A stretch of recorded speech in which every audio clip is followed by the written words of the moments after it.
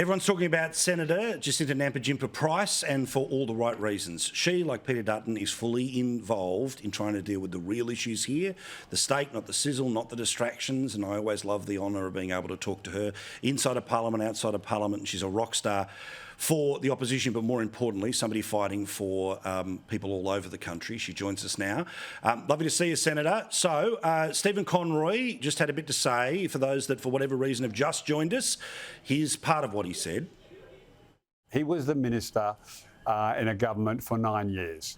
And this problem wasn't solved then. It won't be solved by him visiting, unfortunately, in 2 days. And it won't be solved by you calling on Alba to go and spend more time there. This is a long-term problem. I mean, Jacinta, who's coming on the show next, she was a councillor there. She wasn't able to fix these problems in her term. She hasn't been able to fix them in her term so far as a senator. These are deeply entrenched positions. Your response, my friend?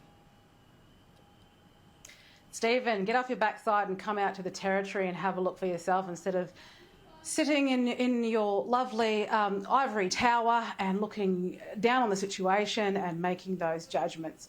Well, of course, as a councillor, rates, roads and rubbish, you're not going to be able to tackle the sort of situation that we're confronted with.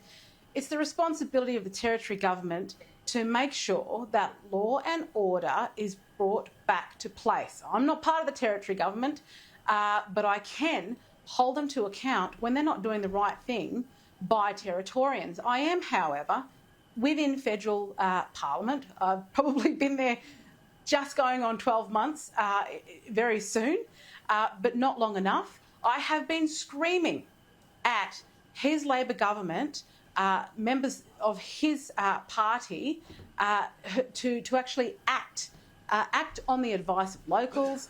I'm one of those locals to do things like build a bloody accommodation for the most vulnerable children in our community, but his government keeps ignoring the solutions that currently exist because they're more interested in pushing this nonsense voice to Parliament than dealing with the problems right this minute. That's what I have to say to Stephen.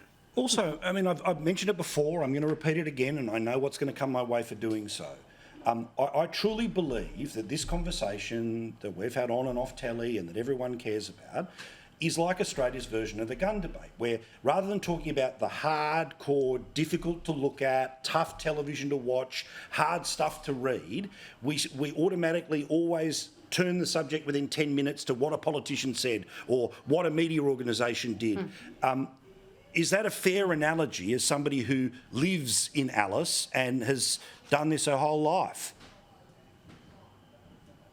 Look, I think to be honest, what we've needed, and Peter is demonstrating this, is politicians who actually draw a line in the sand, who are prepared to go out and actually talk about those really tough issues. That's what we've needed. We've needed this. This is the part of the reason why I have fought to get into Canberra, because the rhetoric, the nonsense that has surrounded Indigenous affairs for decades has been failing Indigenous Australians because we skip around things. We make excuses. We say it's colonisation or it's this or it's that. And I would certainly rather be part of a coalition where people can stand up and make a decision for themselves how they see, how they view a particular issue, than part of a Labor government who all toe the line. So if they want to cover up statistics, if they want to suggest that things aren't as bad as they actually are because it would reflect upon their inability to actually govern and create safety, that they all toe that line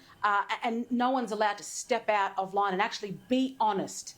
That's what what they encourage is dishonesty. So I would most rather be part of a coalition where people can be honest about a situation, where we can identify those who are prepared to draw a line in the sand and say, right, let's get out there and let's fight.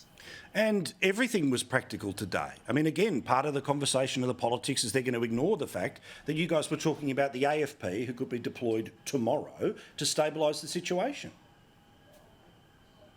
That's exactly right. We know that the AFP have put that offer on the table for the Territory government. But they're in this kerfuffle with now what appears to be the outgoing police commissioner. They're embroiled in that to actually have the opportunity, or they're either ignoring that that invitation from the AFP, or they're using this as an excuse not to get on with the job. But they've always got an excuse, and that's the issue. And when we come in to talk to people on the ground, you only have to speak to individuals who have listened, who have been speaking to Dutton over the last couple of days, and they've been in tears. They're like, thank God, actually somebody in a leadership position is listening to us, is prepared to fight on our behalf. And all Labor can say in that is accuse us of politicising this issue, when in fact they are doing that by suggesting that in the first place. That is all they've got. Well, and what do you want to say to the media that are going to spend the next 4 days talking about whether or not you or Peter Dutton will be mandatory reporting the conversations that you've heard about? Again, distraction and garbage rather than the reality. This is where you know what's going to happen. You know where The Guardian goes in the next few days. You know how this gets cut up on Media Watch. You know how this looks.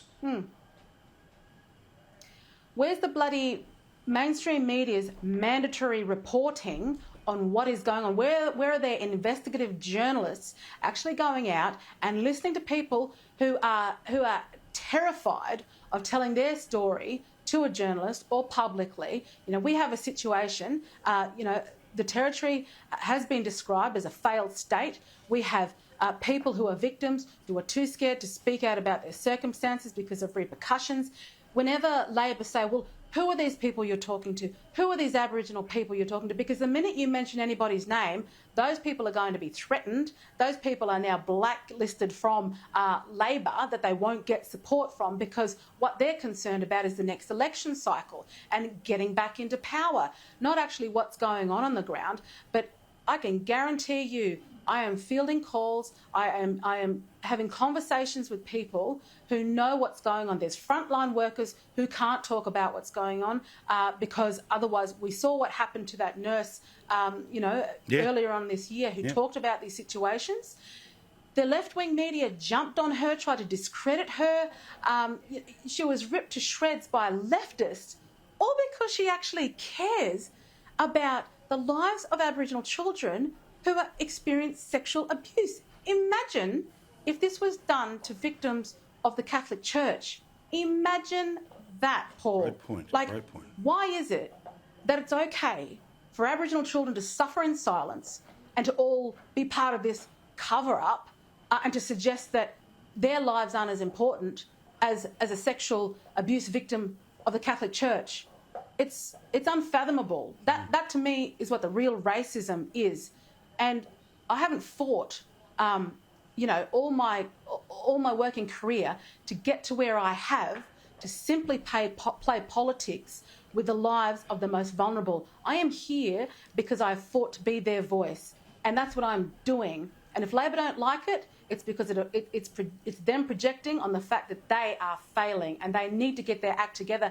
And this should be a bipartisan approach where we come together for the benefit of our most vulnerable, not tit for tat, not the media running off and making a huge circus about all of this nonsense. That's what this is about. And the people of Alice Springs are sick to death of being misrepresented, not listened to, certainly not listened to by the left-wing media, or made out to be a bunch of raving racists or a group of victimised Aboriginal people who are only victims of, white supremacists and colonisation. Those that perpetuate those stereotypes are part of the problem. We will never solve these issues as long as people are prepared to make excuses and turn a blind eye. Bloody oath. Look, I, like everyone else, hope that your job title changes in the next little while, but I certainly know that all we ever want is more strength to your arm, more strength in your heart, and more opportunities to hear from you. Love you, Senator. We'll talk to you soon.